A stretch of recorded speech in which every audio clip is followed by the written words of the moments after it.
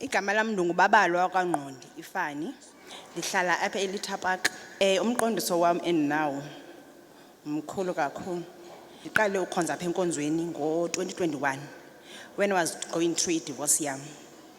So ndithe ndihleli apha for 3 weeks ngoba ndandingene ngoJune 16. So ndafumana ilantuka i-call echoyo into yokokuba imali ze-divorce seziphuma ke ngoku. Mandijonge kuyilana kwi-bank account yam. Bank account yam ndafika kukho i-1.4 million. Ndakhawuleza ndalungisa indlu yam. Ndabe ndingaphangeli. Kwenzekile ke ngo-2023 ndaqalisa uphangela.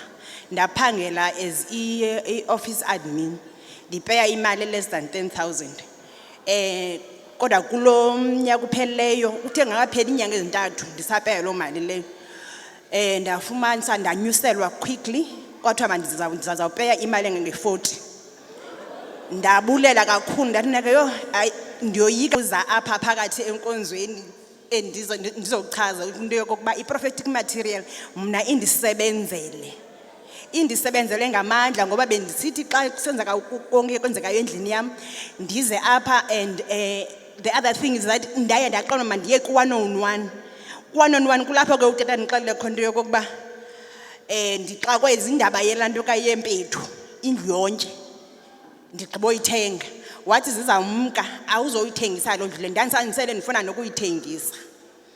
Eyona nto endiphakamiseleyo ndiphakamiswe yinto yokokuba esithi utata uzawuthi into zonke besesele sizifumene ngelantuka yi-prophetic material zizawuvele ziphinde zijike. Ndaqamba mandiphakame esitulweni ndize ngaphambili. NgoMeyi kuye kwenzeka into yokokuba ndithi ndifuna imoto. Ndithenge a brand new car. I-Territory yakwa-Ford. A brand new car. Ndiyambulela ke uThixo katata uHlola Bathakathi ngokungazenzisiyo ngoba ndithe xa ndibhala ileta ndisithi ndifuna ilantuka increment kubhosi wam wathi sizayithetha leyo nge-end of October. So end of October ulapha ezintsukwini ndinethemba ke into yokokuba by the end of October nyhani ndizayibona i-increment. Enkosi.